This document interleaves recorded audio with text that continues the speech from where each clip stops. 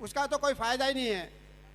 लेकिन अब जो होने जा रहा है, हमने अब तक वो सारे काम करके देख लिए हैं कि हमारे समाज में, हमारे घर में मुझसे सब राज़ी हो जाए, वो काम हमने सब ने करके देख लिए हैं। लेकिन मेरे दोस्तों, उन रस्मों रिवाजों को निभाने के बाद में भी हमसे हमारे बहुत सारे लोग नाराज़ हो जाते हैं, नाराज़ रहते हैं। क्यों? कि एक आदमी किस को खुश कर सकता है? एक आदमी किस को खुश कर सकता है? इसलिए मैं इस बात की आप हजरात से दरख्वास्त करूँगा कि जितनी भी बातें हमारे बड़ों की तरफ से हमारे सामने आए, हम उन तमाम की तमाम बातों को तहे दिल से कबूल करें, माने। इसमें हमारा नफ़ा है और हमारी नस्लों का भी नफ़ा है। और अगर मेरे दोस्तों हमने अपने बड़ों की बात ना मानी तो हमारा भी नुकसान है और हमारी आने वाली नस्लों का भी बहुत बड़ा नुकसान होने वाला है और हो रहा है। मेरे दोस्तों, मेरे एक वाक़या याद आ रहा है,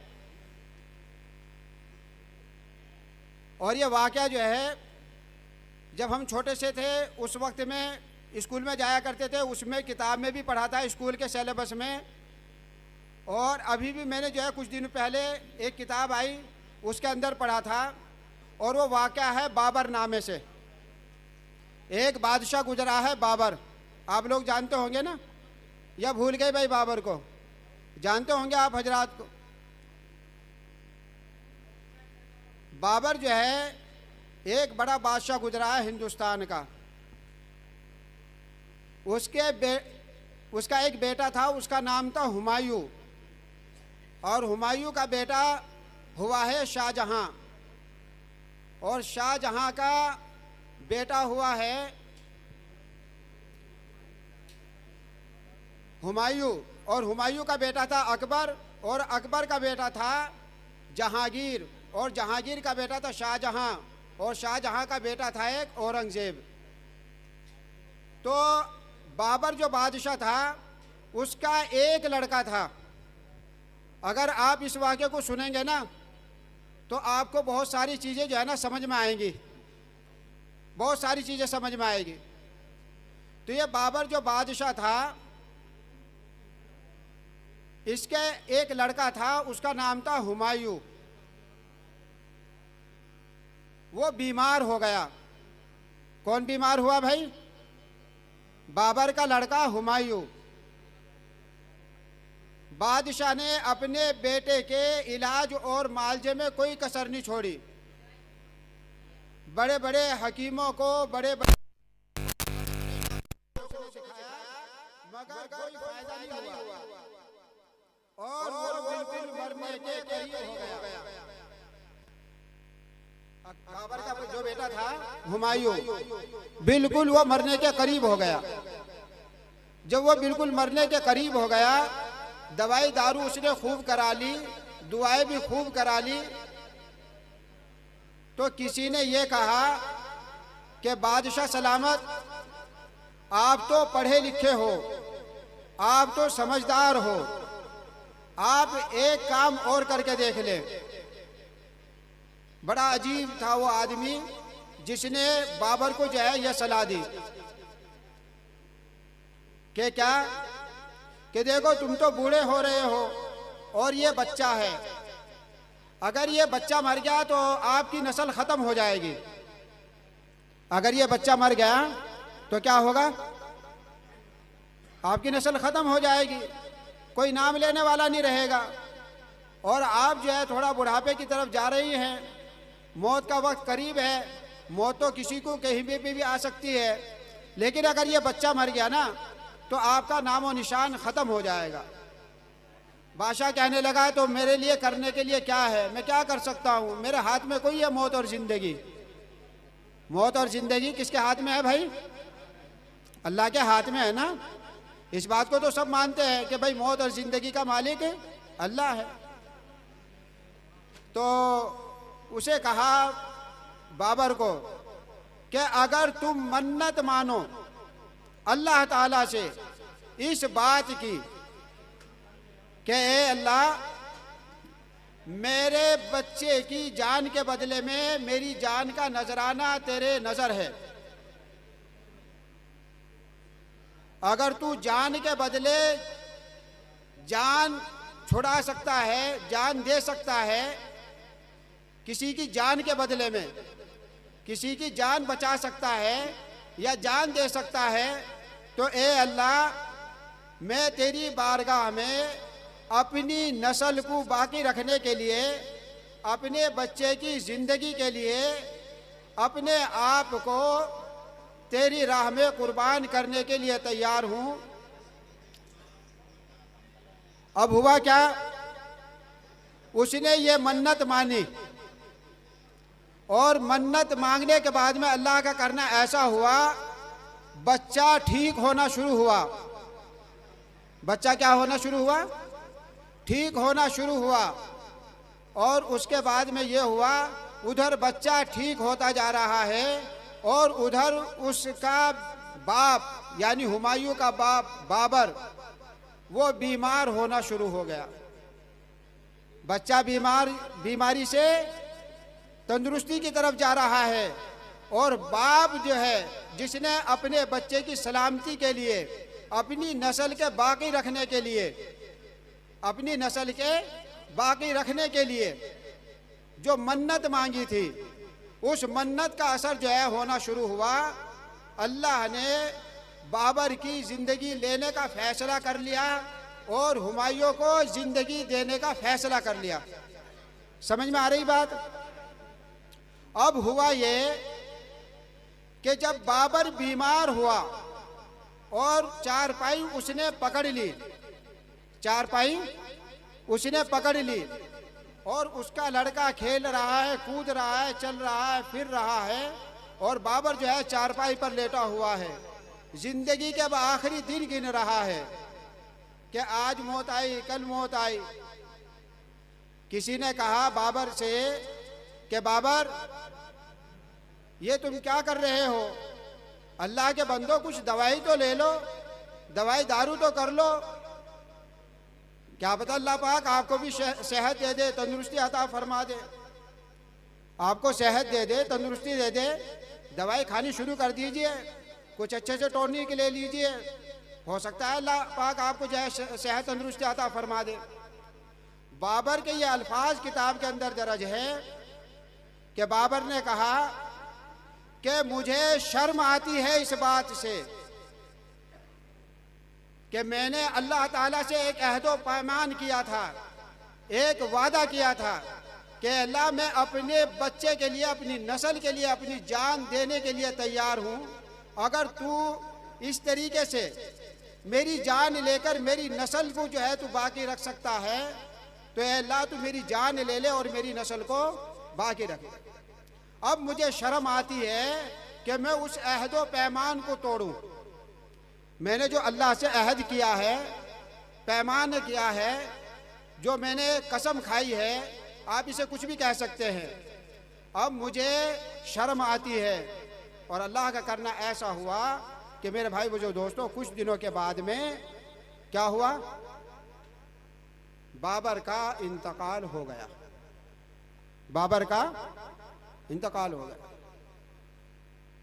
बाबर का एक लड़का था, ये हुमायूं, और फिर इस हुमायूं का लड़का था अकबर, और अकबर का लड़का था जहांगीर, और जहांगीर का बेटा था शाहजहां, और शाहजहां का बेटा था। और हम ये चाहते हैं कि हमारी नस्लें तरक्की करें, तो मेरे दोस्तों हमें लालच से बाहर निकलना पड़ेगा, हमें जहालत से बाहर निकलना पड़ेगा, हमें रस्मों रिवाज से बाहर निकलना पड़ेगा, हमें खुराफात से निकलना पड़ेगा। अगर मेरे दोस्तों हम रस्मों रिवाज से बाहर ना निकले, अगर हम इन खुराफात से बाहर ना निकले, इन बुराइयों से बाहर ना निकले, तो मेरे भाई बुजुर्ग दोस्तों, हमने क्या हासिल किया था और हमारी नस्लें क्या हासिल कर पाएंगी, ये हम अंदाज़ा लगा सकते हैं।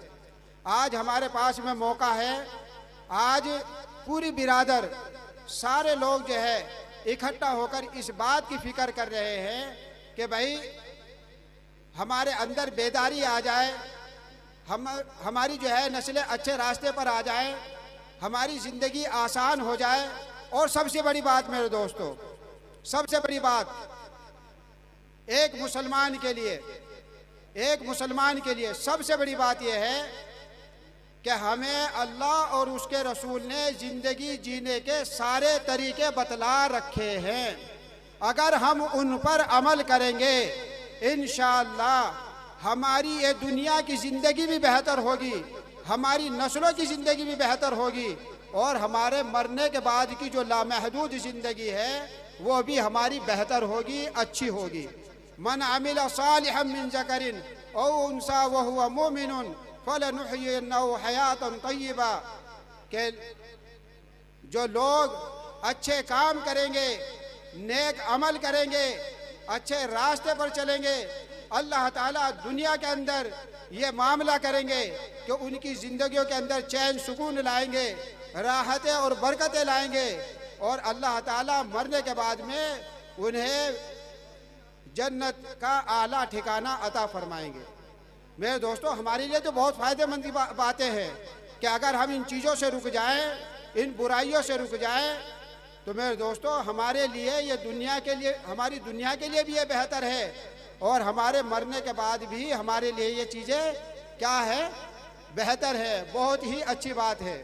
तो हमें वो चीज़ें जो गलत है समाज के अंदर, अगर हमारे से छोड़ने के लिए कही जा रही हैं, अगर हमारे से वो चीज़ें कही जा रही कि भाई छोड़ो, हमें इन चीज़ों के पीछे नहीं पड़ना है, हमें अपने दामन को इन चीज़ों से बचाना है, हमें सही रास्ते पर आना है, तो मेरे भाई बुजुर्ग दोस्तों, हमारे लिए दुनिया के अंदर भी और आखिरत के लिए भी यह बहुत ही बेहतरीन हमारे लिए सौदा होने वाला है, नफ़े वाला सौदा होने वाला है। और अगर हम जो है उसी रास्ते पर चलते रहे तो मेरे दोस्तों हमारे लिए और हमारी नस्लों के लिए जो है बहुत बड़े टोटे और खसारे की बात है।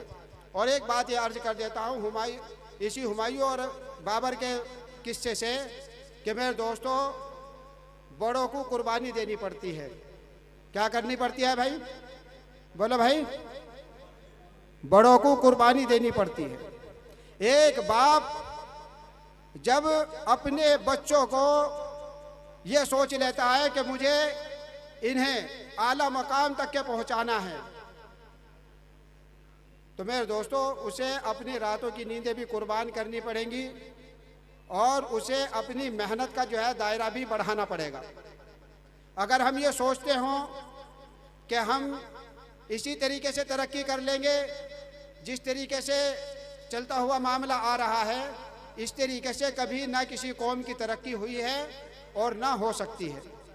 मेरी आप हजरात से गुजारिश है, आप नियतें कर लें और इरादे कर लें कि हमें अपनी नस्लों को एक ऐसा रास्ता देना है, एक ऐसी मशाल उनके हाथ में थमानी है, उन्हें एक ऐसा रास्ता देना है कि जिससे वो हमें याद रखें, जिससे वो हमें याद रखें। मेरे दोस्तों, ताजमहल जिस आदमी ने बनवाया उसका नाम सब जानते हैं। ताजमहल जिसने बनवाया उसका नाम सब जानते हैं। ताजमहल बनाने वालों को नहीं जानते लोग। ताजमहल किसने बनाया भाई? कारीगरों ने बनाया, शाहजहां ने बनाया? बोलो भाई। कारीगरों ने बनाया, लेकिन नाम किसका आता है? मेरे दोस्तों, आज हमारे लिए वही लम्हा है, वही लम्हा है हमारे लिए कि हम बुनियाद बन सकते हैं। बुनियाद के पत्थर दिखाई नहीं देते, बुनियाद के पत्थर दिखाई नहीं देते, लेकिन मेरे दोस्तों जो जितनी मजबूत जो है बुनियाद होगी उतनी ही अच्छी उसके ऊपर जो है तामीर होगी और दुनिया देखेगी उसे। आज दुनिया देखने के लिए किसे जाती है भाई? ताजमहल को देखने के लिए दुनिया के कोने कोने से लोग जाते हैं कि भाई हमें ताजमहल देखना है। लोग पैसे खर्च करते हैं।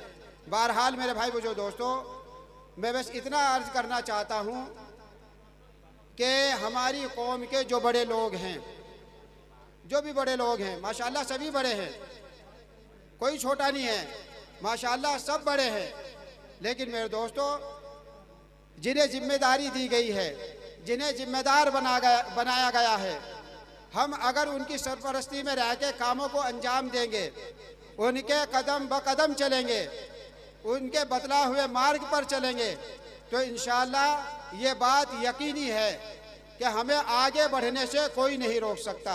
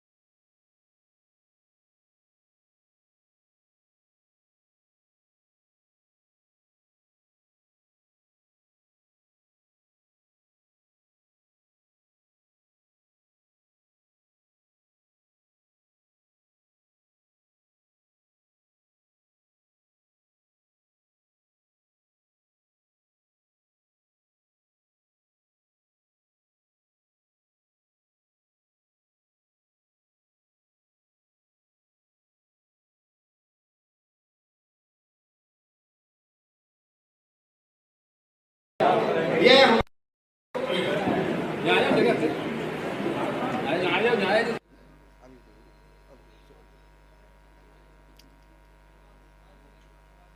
हमारे बड़ों जो हमारे लिए तजवीज़ कर दें, इनकी हैसियत हमारे यहाँ पर ऐसी है मेरे दोस्तों, जैसे एक मरीज का और डॉक्टर का रिश्ता होता है।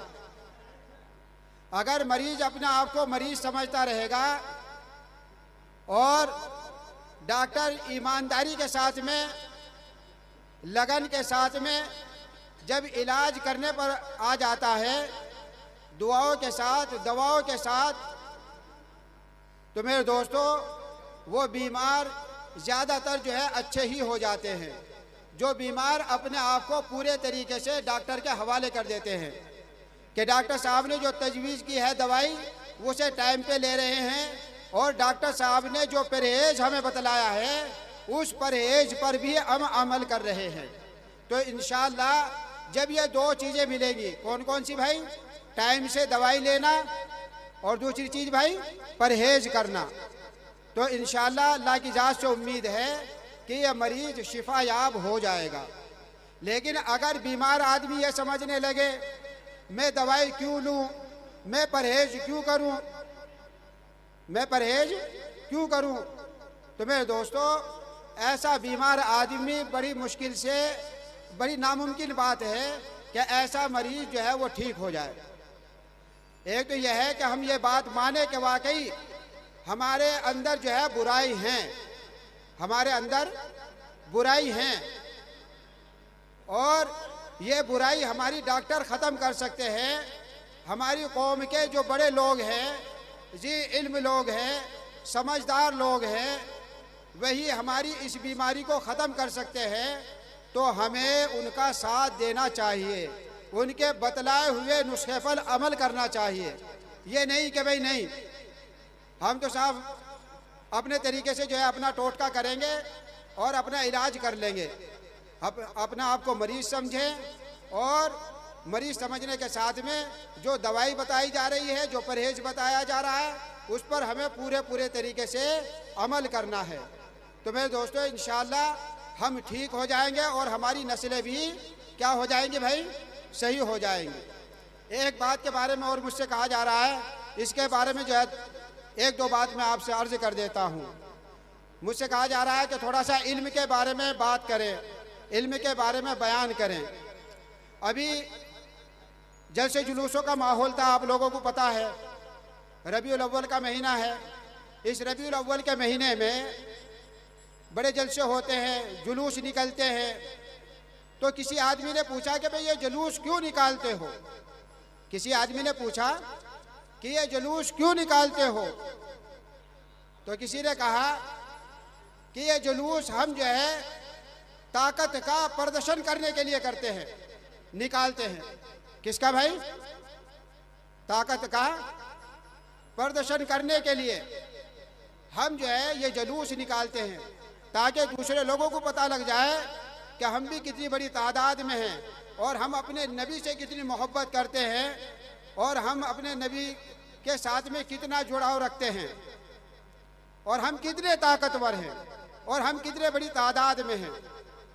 तो उस पर किसी आदमी का कमेंट आया जो मुझे बहुत पसंद आया और शायद आप लोगों को भी पसंद आएगा। और ये वो चीज़ है जो कुरान से भी साबित है और अल्लाह के नबी सल्लल्लाहु अलैहि वसल्लम की हदीस से भी साबित है। कौन सी बात है? दुनिया के अंदर ताकत का अगर कोई लोहा मानता है और जो सबसे बड़ा प्रदर्शन है, जो बड़ी सबसे बड़ी चीज़ है, वो इल्म के अलावा कोई और चीज़ है नहीं। वह इल्म के अलावा, बोलो भाई, एजुकेशन के अलावा वो कोई चीज़ नहीं। इतना बड़ा जुलूस निकल रहा है, इतना बड़ा जुलूस कि उसके अंदर 10,000 आदमी हैं, लेकिन कलेक्टर ने या बड़े आदमी ने ऑर्डर निकाल दिया कि ये 10,000 आदमी जो जुलूस में गए थे, ये सारे के सारे फलानी तारीख तक के जेल के अंदर होने चाहिए। ईमानदारी से बताओ, अगर वो को लिखा हुआ है कलेक्टर के जरिए से, किसके जरिए से भाई?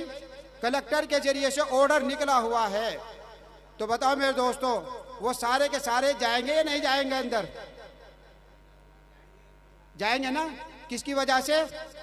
मेरे दोस्तों, कलम से लिखा हुआ है, कलम से लिखा हुआ है। ये जो कलम की जो ताकत है ना, इल्म की जो ताकत है, इसी ताकत की वजह से अल्लाह ताला ने हजरत आदम अलैहिस्सलाम को सजदा करवाया है फरिश्तों से। किससे? फरिश्ते। किससे कराया भाई? किससे सजदा करवाया? फरिश्तों से।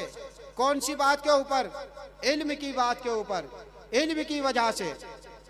वरना मेरे दोस्तों, अल्लाह के सबसे ज्यादा करीब, अल्लाह के सबसे ज्यादा नजदीक अगर कोई मखलूक थी तो वो फरिश्ते थे हर एतबार से। और अल्लाह की इबादत ऐसे करने वाले, ला यासून अल्लाह मा अमरहुम, कि जो अल्लाह ने उन्हें हुक्म दे दिया इबादत की शक्ल में कि ए फरिश्तों की जमात, तुम्हें सजदे में रहना है, तो वो सजदे में हैं। अगर हुक्म हो गया तुम्हें रुकू में रहना है, तो वो क़यामत तक रुकू में रहेंगे। अगर हुक्म हो गया कि तुम्हें जो है अत्तहियात की हालत में रहना है, अत्तहियात की हालत में है और क़यामत तक के रहेंगे। उन फरिश्तों को एक नई मखलूक अल्लाह ने बनाई जिसे आदम कहा जाता है। जब वो आदम वजूद में आता है, उसकी तख्लीक की जाती है, तो अल्लाह ताला ने हुक्म दिया किसको? फरिश्तों को।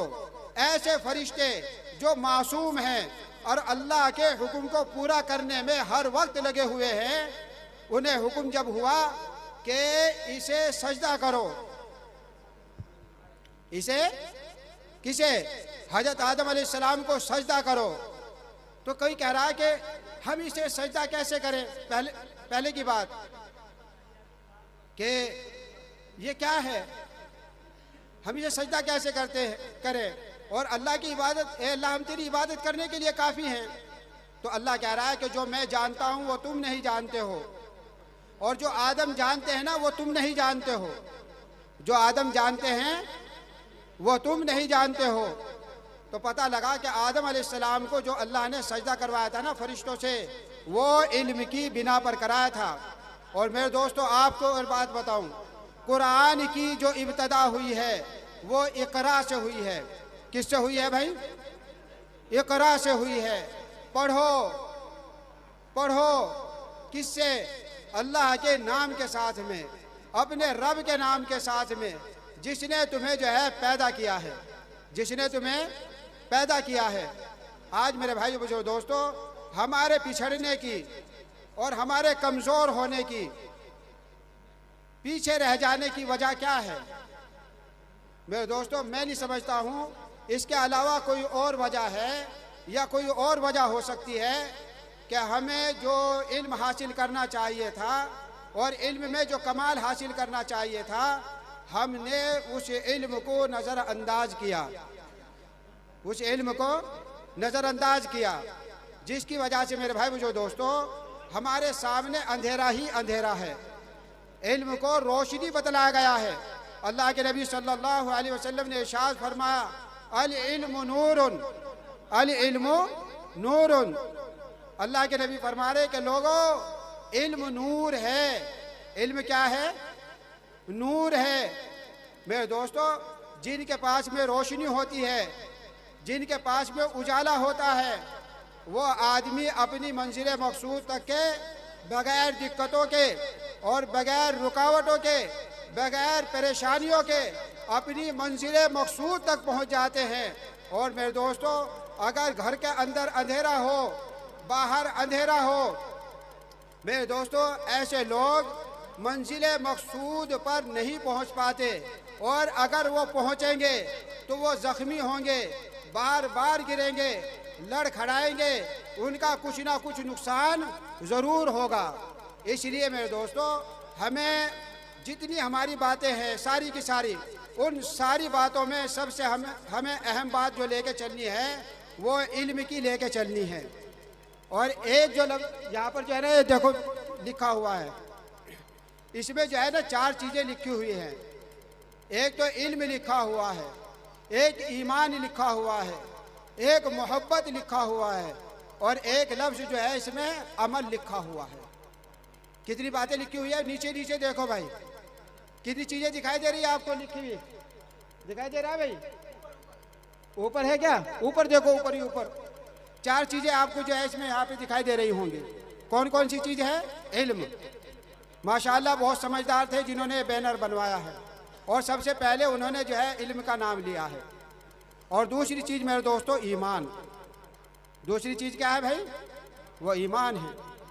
हमारा ताल्लुक़ अल्लाह की ज़ात से, उसके रसूल से ऐसा हो कि हमें कोई भी उस रास्ते से, उस चीज़ से हटाना चाहे तो हम अपनी जान तो दे सकते हैं, मगर अपने ईमान से, अपने अल्लाह से, अपने नबी से हम दूर नहीं हो सकते। न हम इल्म से दूर होंगे और न हम अपने ईमान से दूर होंगे। और तीसरी बात जो है ना, यह मोहब्बत है। तीसरा पैगाम इसमें क्या है भाई? वो मोहब्बत का है कि हम अपने भाइयों के साथ में मोहब्बत से रहेंगे। हदीस में आया है, अल मुस्लिम मन सलिमल मुस्लिमून मिन लिसानिही व यदिही, क़ाल नबी सल्लल्लाहु अलैहि वसल्लम। मुसलमान तो वो है जिसकी ज़बान से, जिसके हाथ से दूसरे मुसलमान महफूज रहें। एक हदीस में अल्लाह के नबी फरमा रहे, खैरुन्नास मन यनफ़उन्नास, तुम में से बेहतरीन आदमी वो है, बेहतरीन शख्स वो है जो लोगों के लिए बेहतरीन है, जो लोगों के लिए नफ़ा पहुँचाने वाला है, जो लोगों को लाभ पहुँचाने वाला है, जो लोगों के लिए खैर लाने वाला है, खैर का पैगाम देने वाला है, जो लोगों को सबसे ज़्यादा नफ़ा पहुँचाने वाला है। तो मेरे भाई बुजुर्ग दोस्तों, हमें इन सारी चीज़ों पर जो है क्या करना है भाई? अमल करना है। इल्म के ऊपर भी और ईमान के ऊपर भी, और हमें एक दूसरे के साथ में मोहब्बत के साथ में रहना है। किसके साथ में रहना है भाई? मोहब्बत के साथ में रहना है। और जितनी बातें कही गई हैं और जितनी भी बातें हमारे सामने आएंगी, जिन लोगों के ज़रिए से भी आएगी, और हमसे कहा जाएगा अमल करने के बारे में, तो इंशाअल्लाह हम अमल भी करेंगे।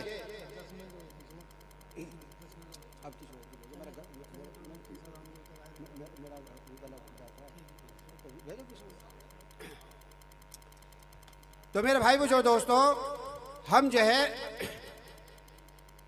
ये जो 4 पैगाम इसमें लिखे हुए हैं, इस पर अमल करेंगे इंशाअल्लाह भाई। अपने बड़ों के साथ में रहना है। किसके साथ में रहना है? देखो, एक बाप जो है ना, हमेशा अपनी औलाद का फ़ायदा सोचता है। बड़े जो है ना, हमेशा बड़े बड़े वो क्या सोचते हैं भाई, अपने छोटों का नफा सोचते हैं। एक बाप अपनी औलाद का कभी बुरा नहीं सोचता, या सोचता है भाई? नहीं सोचता। एक उस्ताद कभी भी अपने शागिर्दों का, अपने चेलों का नुकसान पसंद नहीं करता है। कोई भी टीचर ऐसा नहीं होगा जो ये चाहता हो कि मेरे पास में जितने भी बच्चे पढ़ने वाले हैं, मेरे स्टूडेंट हैं, वो नाकाम हो जाए, वो फेल हो जाए। हर टीचर की ये ख्वाहिश होती है, तमन्ना होती है कि मेरा हर स्टूडेंट बेहतरीन नंबरात लेकर आए, वो तरक्की करे, वो नाम कमाए। एक बड़ा भाई हमेशा अपने छोटे भाई की खैर खाही चाहता है। ऐसे ही मेरे भाई जो दोस्तों, अपनी कौम के अंदर भी, अपनी बिरादर के अंदर भी कुछ ऐसे लोग हैं जो वाकई हमारे से दिल से मोहब्बत करते हैं और वो हमारी खैर खाही के जज्बे से अपने कामों को छोड़कर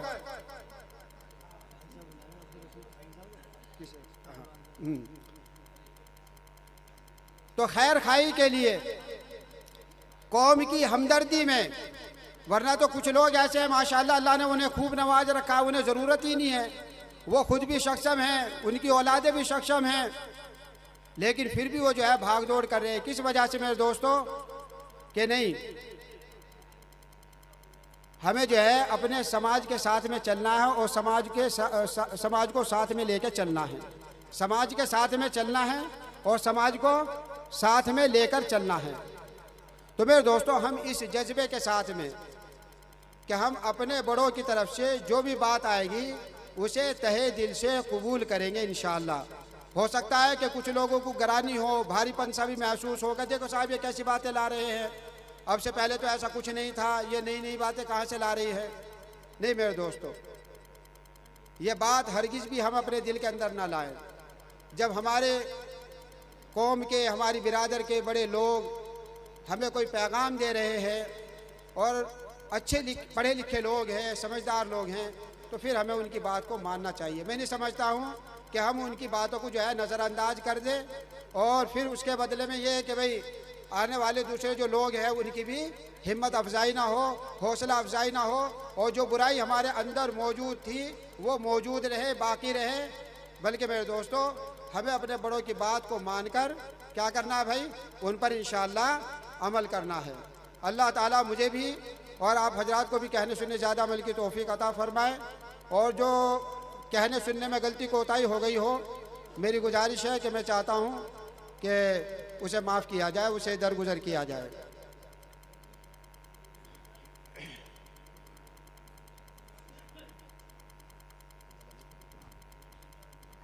अस्सलामु अलैकुम बिरादरानी इस्लाम।